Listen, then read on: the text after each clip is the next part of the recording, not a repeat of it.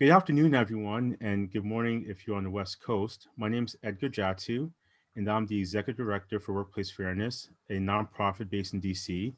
Uh, in a nutshell, Workplace Fairness provides education to the public on employment laws around the country and under federal law.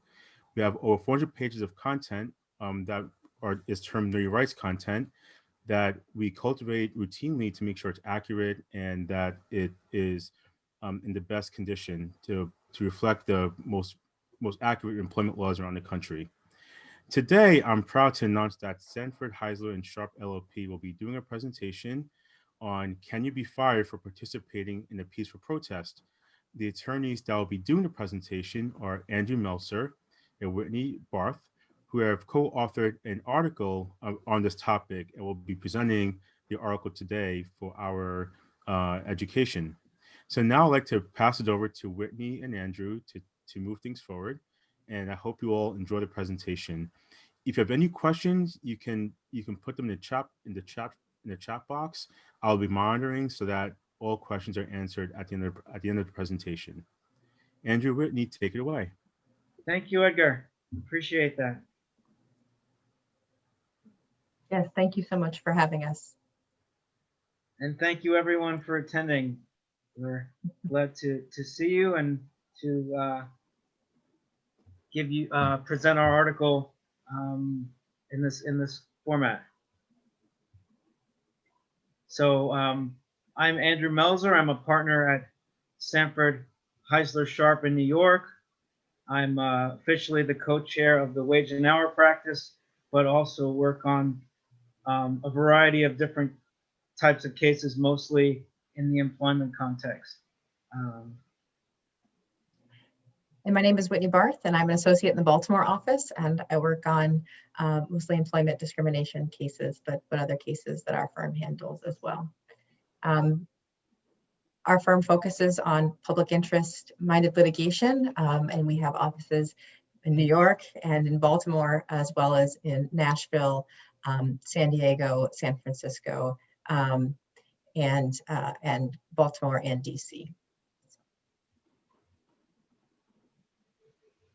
Okay.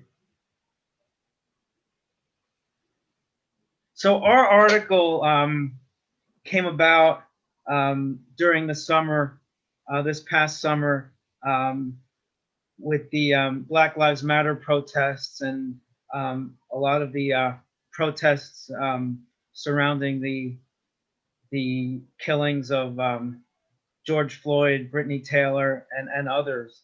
And people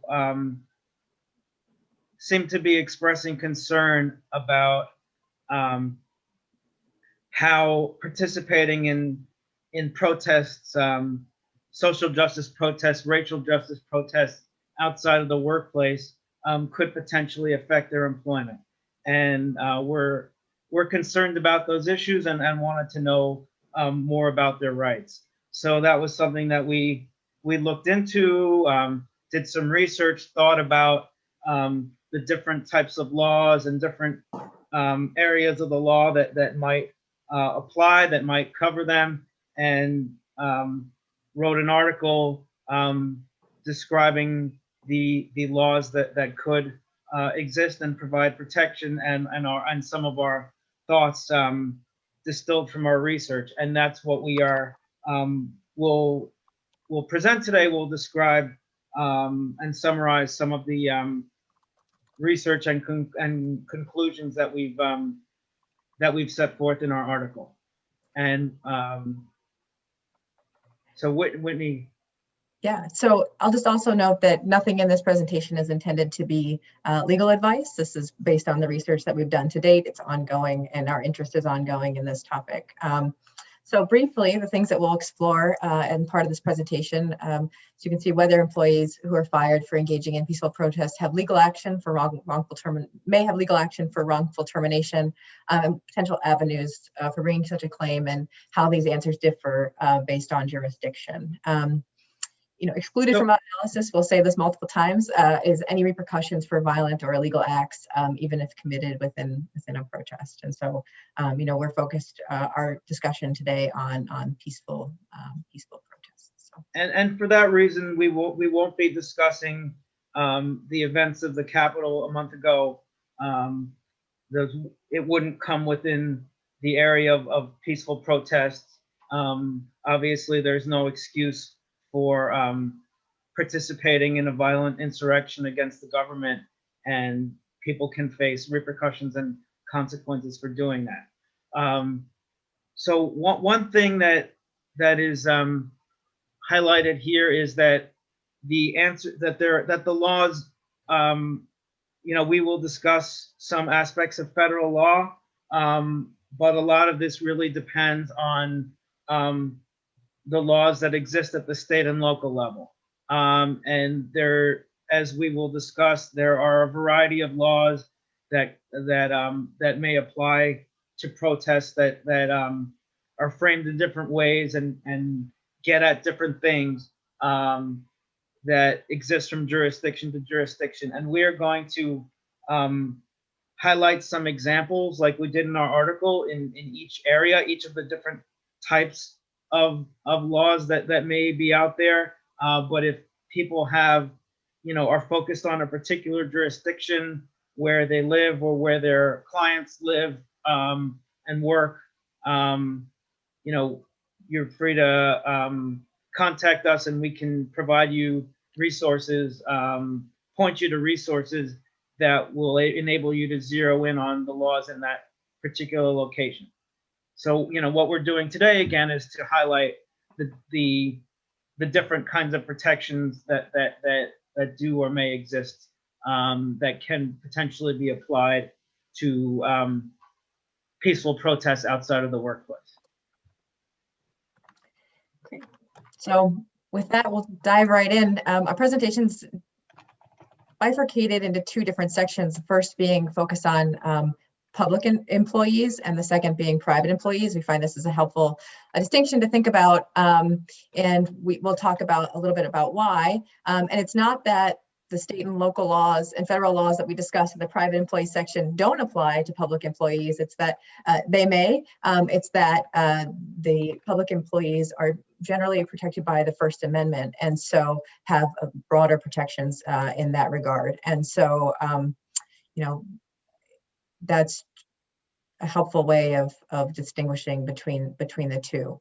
And that's come up a bit in the news recently, with people claiming First Amendment protections, for example, having a book deal pulled, but the lawyers on this call will recognize that the First Amendment generally applies only to conduct by the government and government actors, which is the reason for the distinction between public employees and private employees.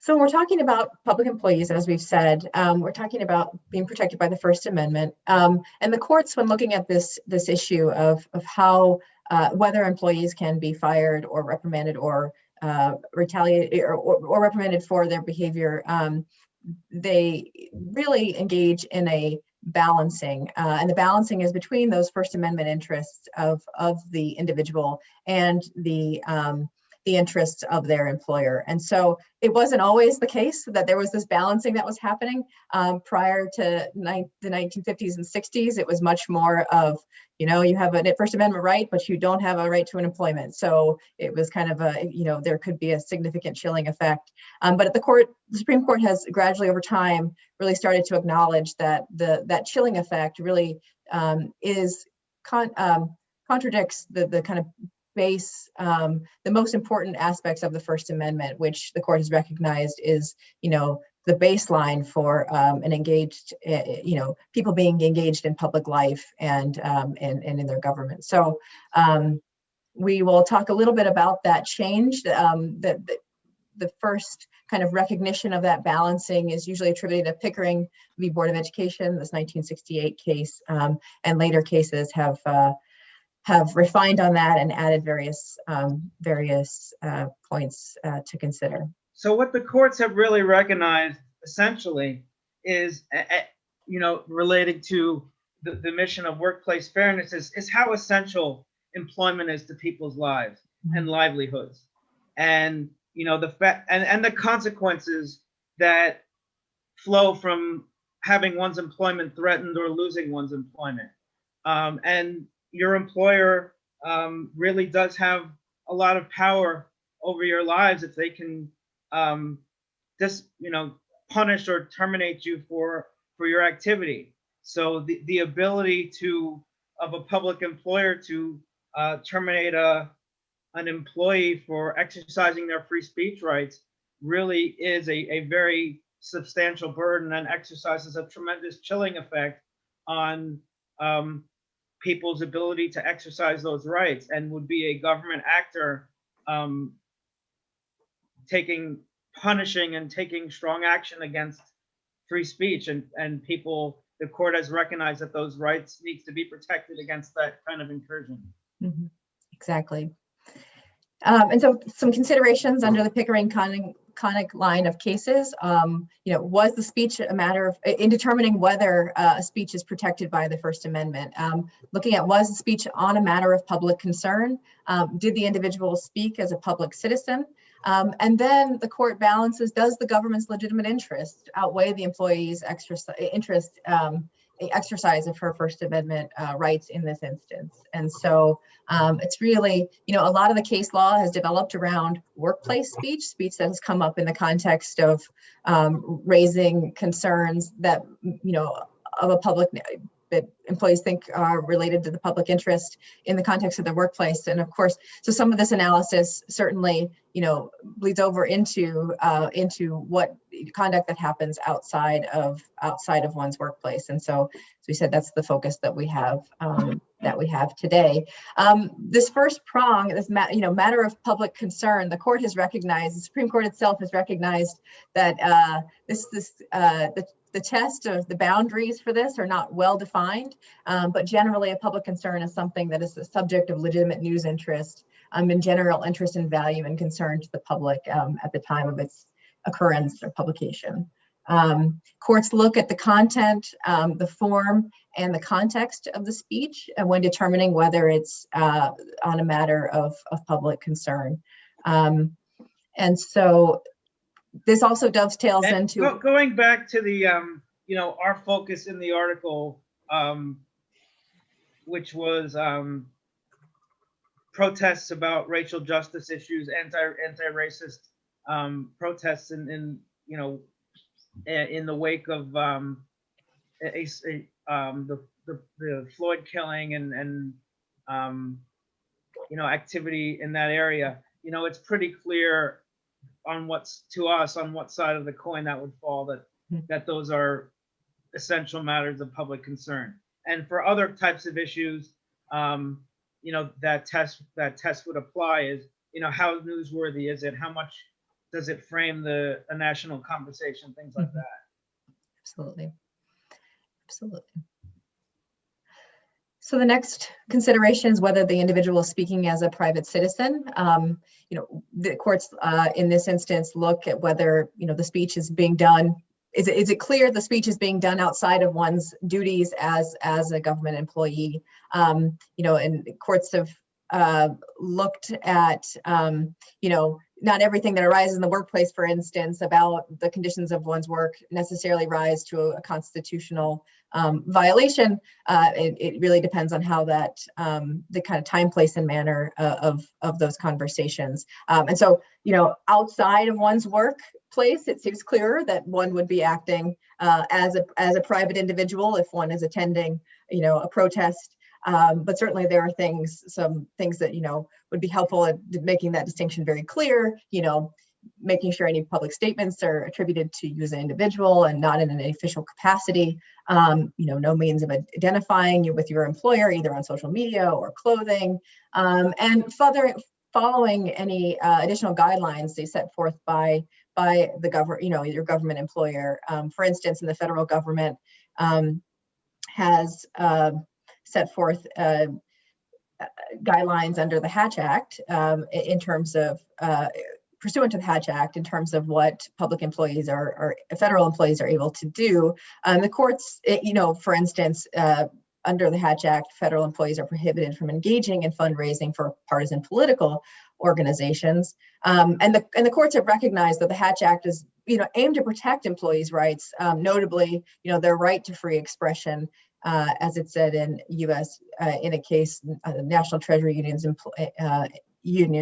National Treasury Employees Union, rather than restrict these rights. And so, the court itself has recognized that there is this balancing, and these parameters are intended to hold that space, for employees to have, this life outside of their work, where they can be engaged in public life. The general idea, to boil it down, is that you have, the right to speak for yourself, but not for your employer. Right. And particularly on behalf, the government that's carrying out a public function, the employee really needs to be making clear that they're speaking for themselves. Exactly. Exactly. Another consideration is whether, if there is an adverse employment action, someone gets fired, what is the reason for that firing? Is it very clear that it was because of the speech, after it's determined that something is protected speech, some courts have engaged in this analysis as to whether it was the motivating factor, substantial factor behind that adverse action. So, finding that nexus. And we'll get to this a little bit when we talk about, employers, the kind of burden on the employers, or the balancing on the side of the employers when it comes to, legitimate interests, even in the wake of what might otherwise be protected speech. In general, we've framed our article in terms of terminations, but in general, adverse employment action in the context of retaliation is going to be interpreted broadly under the Burlington Northern test that some courts have applied or analogized in the First Amendment context. So any kind of discipline and any kind of action that is significant that would have a chilling effect on a reasonable employee on exercising their speech rights, that would something that has the capacity to deter a person in similar circumstances. And so, when balancing the individual's First Amendment, rights under the First Amendment with the rights of an employer to continue to operate, the courts look at whether the legitimate interests of the employer outweigh those of the employee. But even legitimate interests are not without limits. And so, there's a kind of spectrum, and the court has recognized that time, place, and manner really does make a difference when it comes to determining which side, how that balancing is going to happen and come out. I mean, there are certain things that certainly, like administrative concerns as to whether or not that employee's speech or actions interfere with the functioning of the government, or interfere with the advancing of a set policy. Those are certainly things that the courts look at when considering that balancing in the public employment context. So, what does this mean for participating in peaceful protests? Just as kind of a sum, make it clear, speaking as private citizen. As Andrew said, it seems clear to us that addressing racism is a matter of pressing public concern. And the employer would have to make the case that your actions outside of work inhibited their mission in some substantial way. And so, again, along that spectrum of especially conduct happening outside of the workplace is certainly likely to be considered potentially less disruptive than conduct that's happening inside the workplace, depending on the context. But these are all fact-specific analyses. The courts recognize that and say over and over again, it's very fact-specific balancing that needs to happen on a case-by-case basis. All right, so that covers is sort of an overview of the First Amendment retaliation issues that apply to public employees. As Whitney mentioned, that that it is a case-specific analysis, and there nuances involved. So if there was a claim, someone would need to consult with an attorney who can guide them through some of those details. Getting to private employees, as we mentioned, they're generally not covered by the First Amendment because there's no action on the part of a state actor of the government. But we've gone through and identified a patchwork of federal, state, and local laws that may apply, and we'll go through some of those examples. A lot of the same caveats apply, that there's that it very much depends on when it comes to statutes, it much depends on the wording of the statute, how those statutes are interpreted by courts in that jurisdiction, and the facts on the ground, which can involve a nuanced analysis. So we're going to highlight some of the types of law that apply, that may apply, that may be that there could be an argument that in this situation that an employee is protected for engaging in out of work, off-duty protests. And again, if people are focused on a particular jurisdiction or fact pattern, it would be useful to consult with a lawyer or get resources that can point you in the right direction.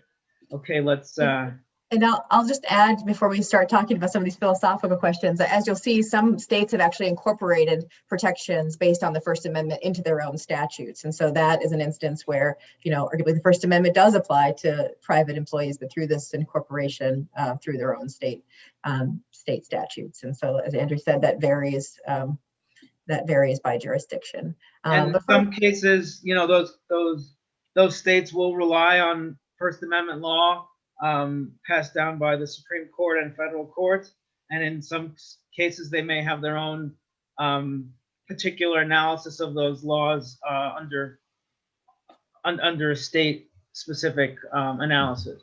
Mm-hmm. So a question that we would like to pose is, should private employers be able to fire workers for engaging in peaceful protests outside of the workplace? On the one hand, it is penalizing somebody for engaging in core political speech and protests outside of the workplace would be as much an intrusion on personal autonomy and have as much of a chilling effect on political speech as retaliation by a government employer. It has the same impact on somebody's lives and the exercise of their rights. And this is something that people should be able to do on their free time. That should be a sphere that employers shouldn't really be able to touch unless there is a specific ability or connection to show how it harms the employer's legitimate business interests or standing in the marketplace. And there is, a lot of the statutes that we are going to highlight do have those kind of carve-outs or exceptions for the employer's legitimate business interests. And on the other hand, the other side of the coin is the employment at will doctrine, which basically says that a private employer, unless the employee has a specific contract and term of employment, can fire an employee at any time for any reason, and an employee can leave the job at any time for any reason, unless there's a specific legal protection based on a statute or constitutional provision or judicially created law that would step in to protect them.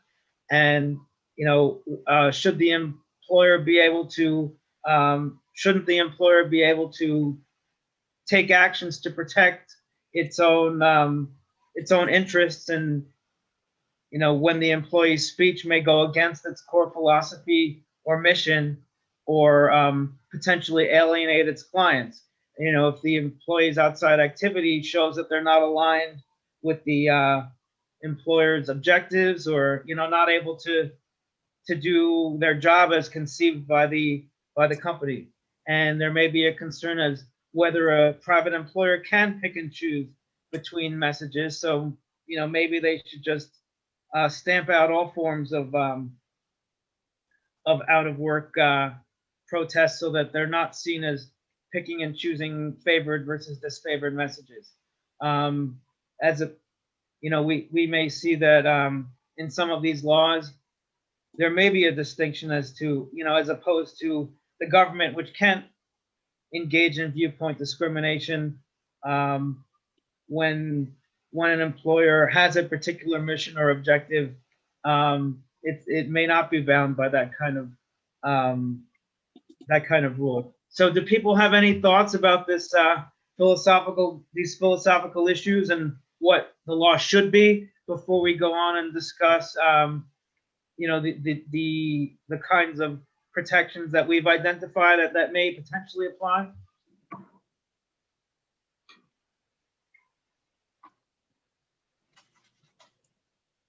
Maybe use the raise your hand, the hand raise feature, I think, if people have any thoughts. Something to think about, and we can come back to it over the course of the presentation or during the questions time at the end. But it's a way to frame this discussion and give something to think about as we, highlight some of these laws.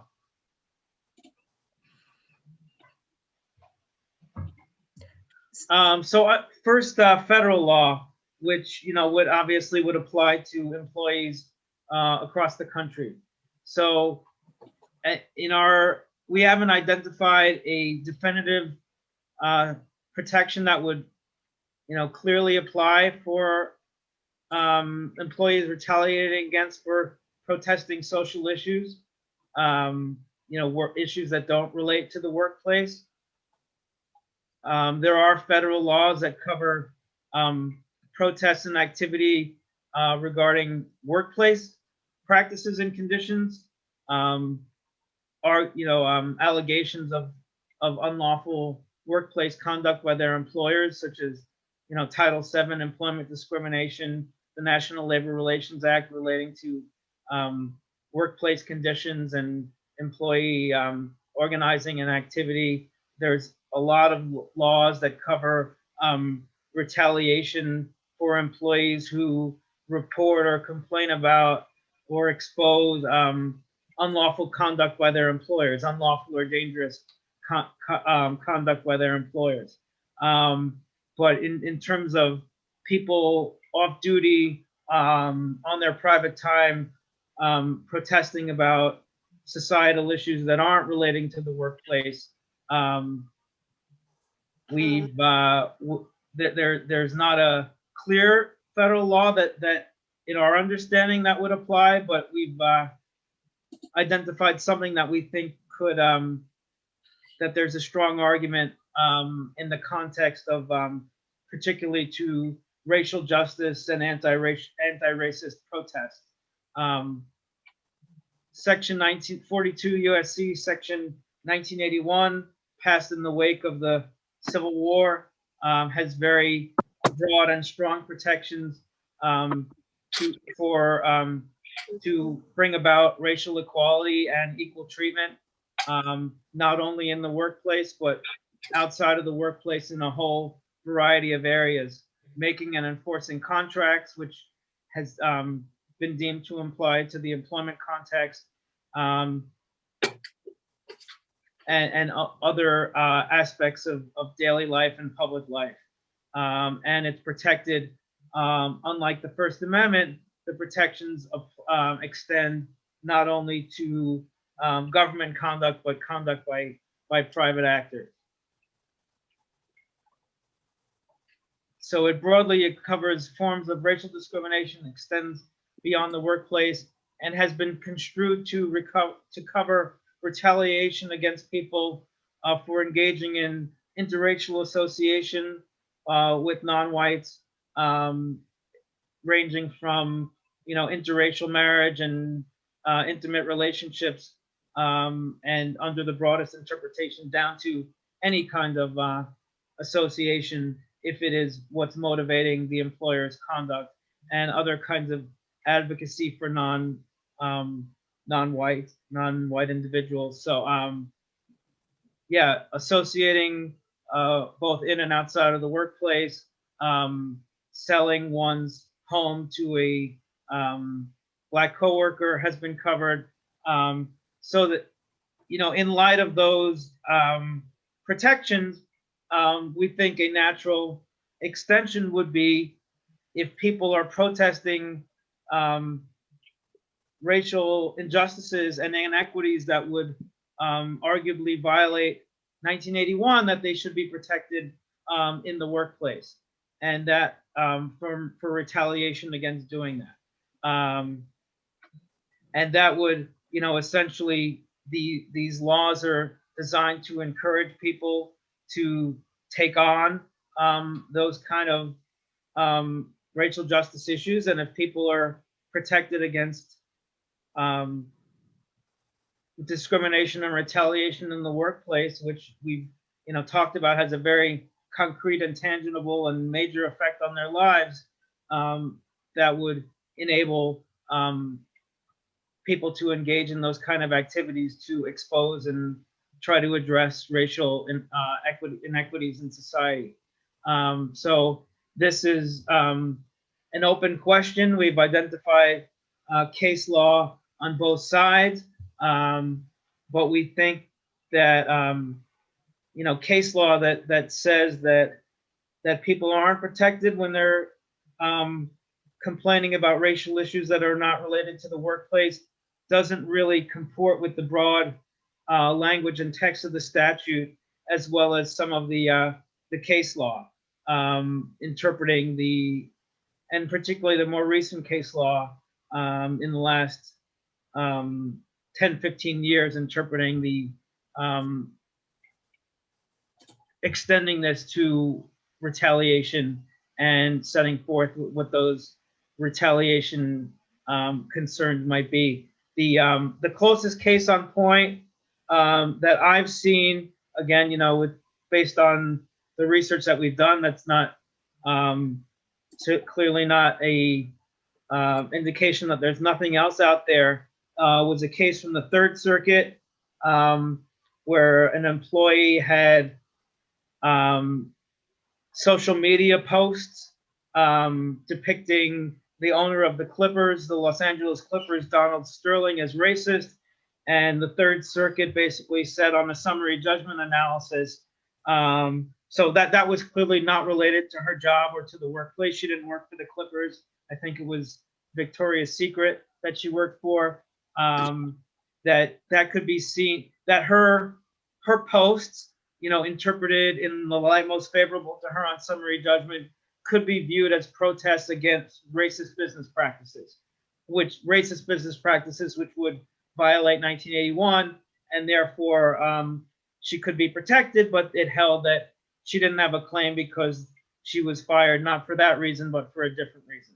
So that by extension, if that case law were followed, we think that it would extend to Black Lives Matter, racial justice protests, if they are interpreted to cover issues within the scope of Section 1981. So there are issues and challenges, but we think this is a fruitful area that litigants and employees may be able to explore in future cases.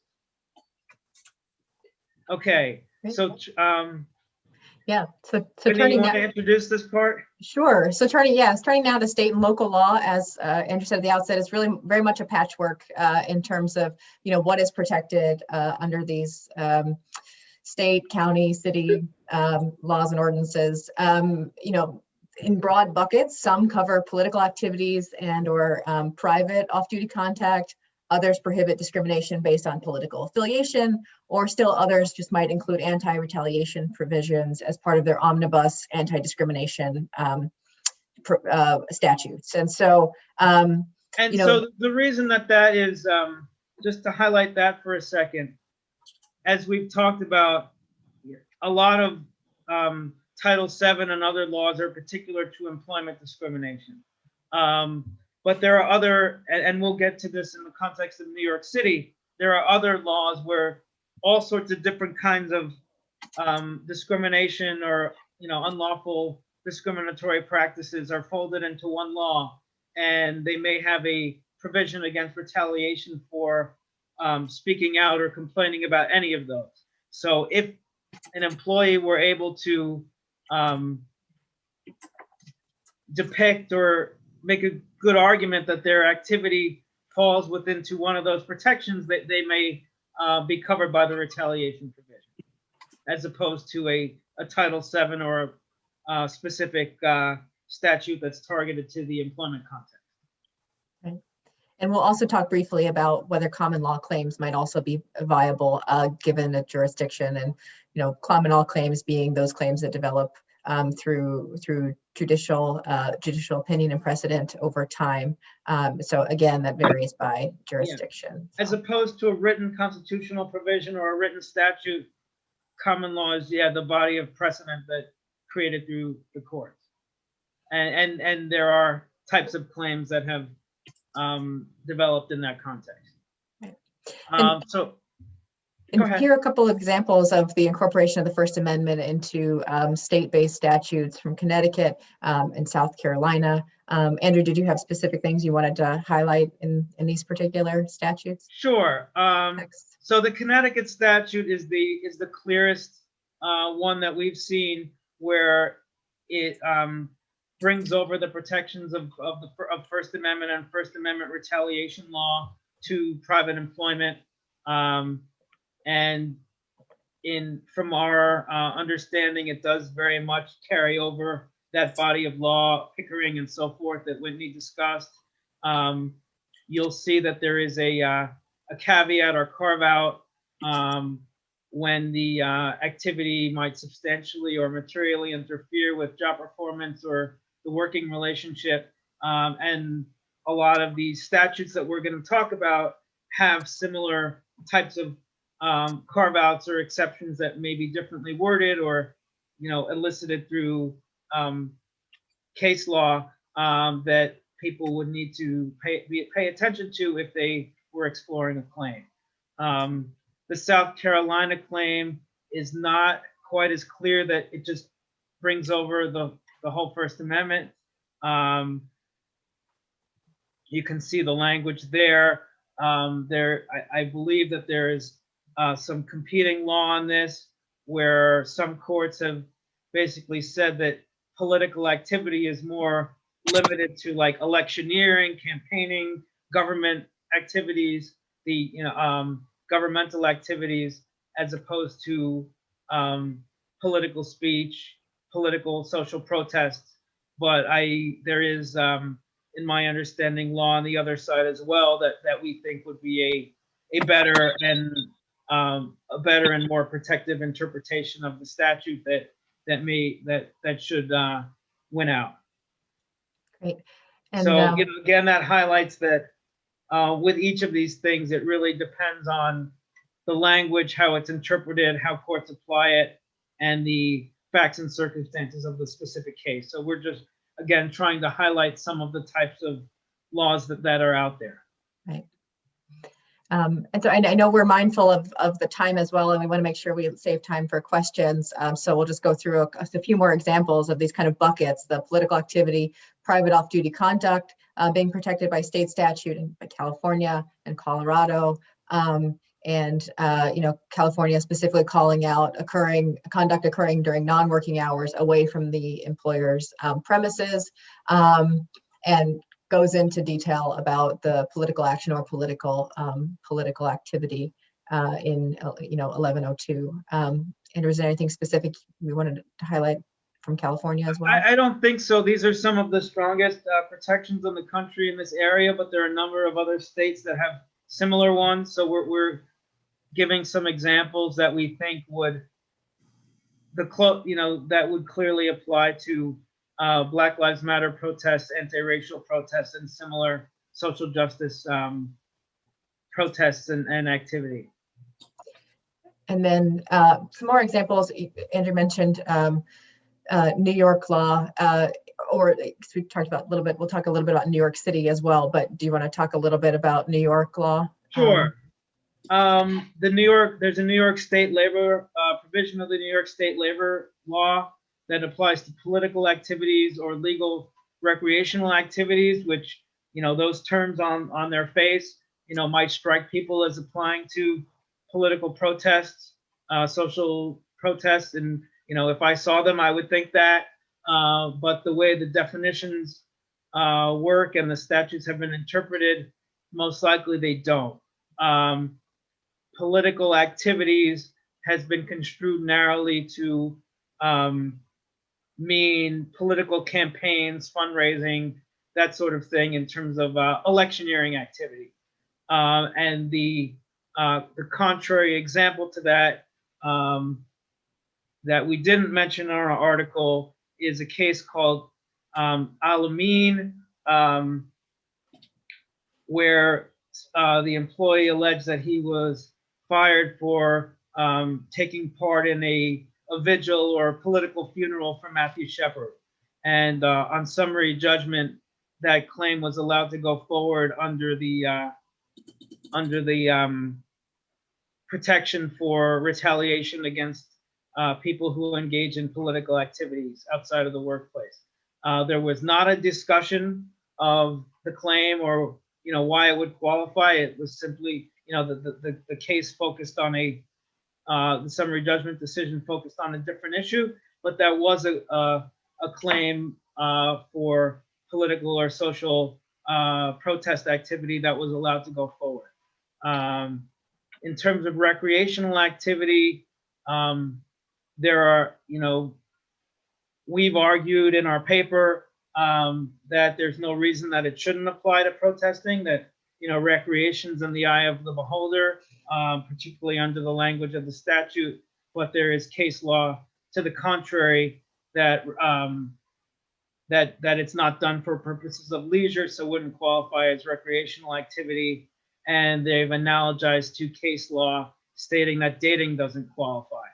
And I think there may be an argument that not only that it's in the eye of the beholder, but the cases about dating sort of were almost like a judicial value judgment, that employers could reach employees' personal relationships outside of the workplace, and often those cases involve relationships between coworkers, between employees, or affairs between employees or coworkers, where the employer might potentially have an interest in regulating that, arguably. So moving on. Yeah, it's in this last category in terms of potentially narrow categories of protection. In the DC statute, the code specifically narrows political affiliation to the state of belonging to or endorsing a political party. And so, an advocacy group like Black Lives Matter likely doesn't qualify under that definition. And so, there are, again, it all depends on the case law and how it plays out. We've certainly seen, as Andrew highlighted from New York, various interpretations of these various statutes, but that seems like a pretty narrow. And I think, and the reason basically for this is the political party has been defined to be parties that put up candidates running for political office. So there are a lot of statutes that relate to political activity, affiliation, the operations of government, electioneering, and whether they would apply to what kinds of activities they apply to would depend on the wording and how they're interpreted. So if Black Lives Matter or another group becomes a party and starts running candidates for office, it may be a different situation. But Whitney, you mentioned that that there's been an opinion Yep. in the First Amendment context that Right. the Black Lives Matter has been determined not to be a political group. That's right. The For Office of Special purposes of the Counsel, Hatch Act. yeah, weighed in. I think it was last summer. The Office of Special Counsel weighed in on that, finding that to support Black Lives Matter, or as a slogan, as something to be said, is not a political slogan, or it's not. And the International Black Lives Matter organization is not a partisan political organization, and so employees are not prohibited from supporting those issues. So I think that ties in here, because it's not a political group running candidates. It doesn't come within the prohibitions of the Hatch Act, and people who have First Amendment rights would have the right to affiliate and participate in those protests and issues, but wouldn't be covered under a statute protecting affiliation with a group that runs candidates for office. Yeah, and just briefly on the omnibus, this other bucket of the omnibus anti-discrimination privileges, New York has a pretty broad protection against retaliation. This is New York City, by the way. New York City, excuse me. Yes, thank you. New York City, opposing any practice forbidden by the statute, not just an employment practice. And so the New York City also has a prohibition on interference with protected rights as a general matter. So there are those. So this, again, it depends on a analysis of the statute and what kind of arguments you can make when someone is protesting a killing, a racial killing by the cops or others. This is the provision that we thought that there may be able to, maybe an argument to be made that it would fit into the statute if it can be stretched in some way to focus on this provision of 810719, as that's the thing that's being protested or opposed, and then going back to 107, that someone was retaliated against for opposing that practice or activity. But that may take a creative interpretation of the statute to do something like that. If I will briefly touch on the possibility of common law claims, as we said, claims that have developed or through case law and over time, and potentially wrongful termination in violation of public policy may be recognized in some jurisdictions. It's possible that it may have limits, so limits to violations of an official or declared identifiable policy, and certainly wouldn't protect violent action such as riots or anything like that. Where this kind of tort has usually arisen and been recognized is retaliation for complaining about or reporting or exposing unlawful or dangerous conduct by the employer that the employee has knowledge of. But there's an argument that it could be extended to other areas where the termination would violate public policy and chill or inhibit activity that has a social good and a social purpose and should be encouraged as a matter of public policy. And another might be the implied contractual covenant of good faith and fair dealing. There is a public interest in having, stable contracts between employers and employees. And so, making sure that an employer doesn't have, so much power they can reach into an employee's private life and begin to dictate and again, have that chilling effect on what it might otherwise be activity outside of the workplace, Right. Could be seen as a social good. Yeah, that there is at least some proposals to make that sort of part of the inherent compact between employer and employee, that when you take employment, that based on the obligation to the parties to treat each other fairly and reasonably and in good faith, that there is a sphere of your private life that is protected, that the employer can intrude into, particularly relating to this kind of political activity and expression.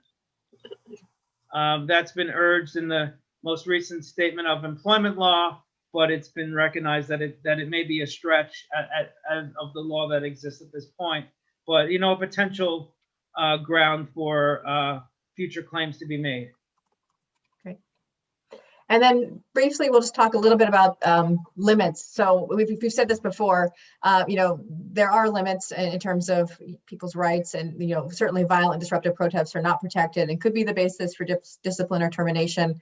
There's some provision for this under Title VII regarding disruptive or unreasonable protests within the employment context, and certainly the First Amendment has limits on incitement to violence. And so employees may also be fired for skipping work without permission or engaging activities that significantly disrupt their employer's business. So as we've talked about throughout, in terms of the private employer context, many statutes have built-in exceptions to protecting employers' legitimate interests, and I think that's kind of reflected also in the First Amendment context with that balancing that the court has engaged in to some, with various levels of difference interpretation. But we would argue that to preserve the thrust of these protections, that those exemptions should be construed narrowly, and that employers should have to prove that that their interests are impacted in a concrete and substantial way.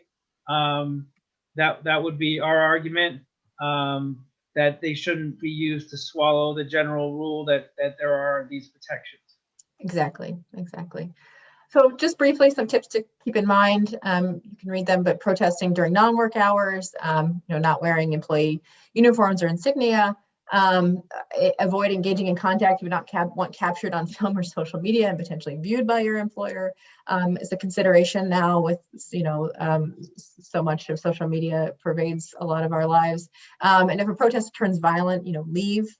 And review your employer's handbook or manual for any protest-related policies, or speak to an HR representative or supervisor if you have questions and have a good relationship with them and feel like you can reach out and have that conversation. COVID-19 related tips. We're in a time when employers are taking even greater interest in what their employees are doing outside of work hours because it impacts behavior within the workplace as well in terms of engagement with fellow employees if you're working in person. So certainly follow proper social distancing protocols and guidelines and be proactive about safeguarding your health and the health of your coworkers. Now I think we'd like to turn to questions, unless Andrew, you had any other closing things you wanted to. No, I just had a quick comment. We wanted to put a picture of the Riddler here, but couldn't get the rights. Right. Yeah. So anybody have any questions at this point?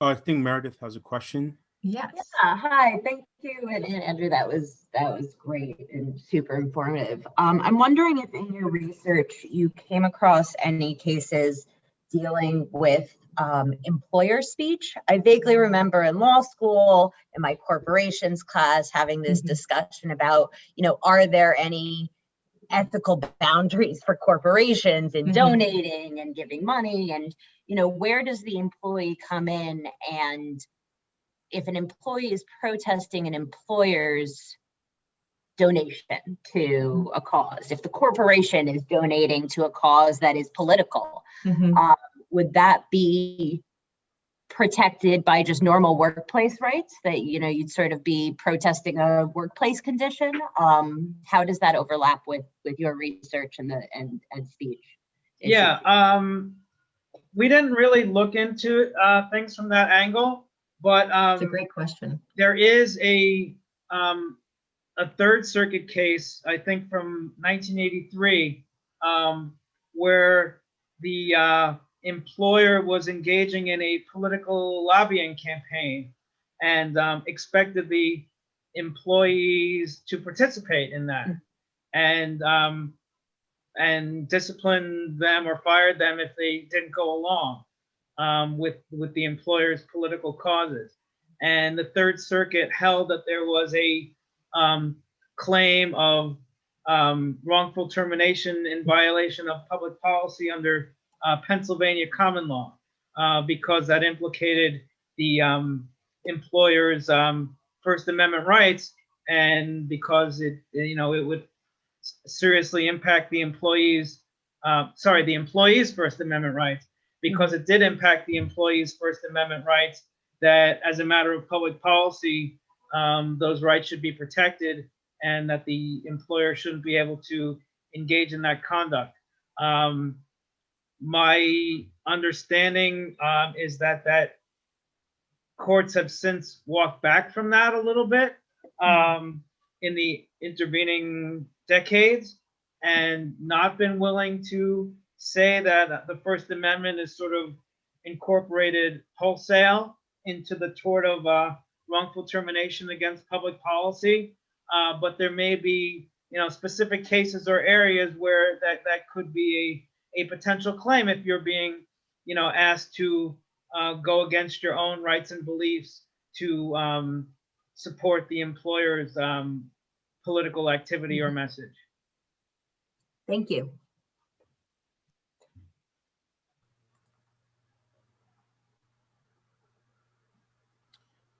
Anyone else have any questions for Andrew and Whitney?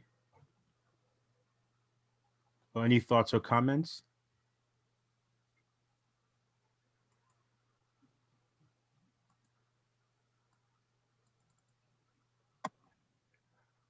All right. Well, Whitney, you want to say something? No, I was just going to say thank you so much for everyone's being a part of this, and we really appreciate the opportunity to speak with you today. And Edgar, thank you so much again for the invitation. Absolutely. And I just want to thank you, Andrew Whitney, again for producing great work with this article and also being willing to share this with the workplace fairness community. We really do appreciate it. And also Sanford, Heiser, and Sharp's continued support of workplace fairness in general. So thank you so much. And to close things off, I just want to remind everyone that workplace fairness in this webinar is part of a Black History Month push for to celebrate Black History Month, and we're doing a fundraiser for workplace fairness called the Lift Every Voice and Sing campaign. I'll send you the link here in the chat, but feel free to take a look at it and to consider making a donation to workplace fairness so that we can continue to put on these successful webinars and the other programs that we put on to educate the public on workplace rights. So thank you again, Andrew and Whitney, for your webinar today. Thank you all for participating and being on this webinar, and look forward to more webinars in the future from Workplace Fairness. Thank you all. Thanks so much.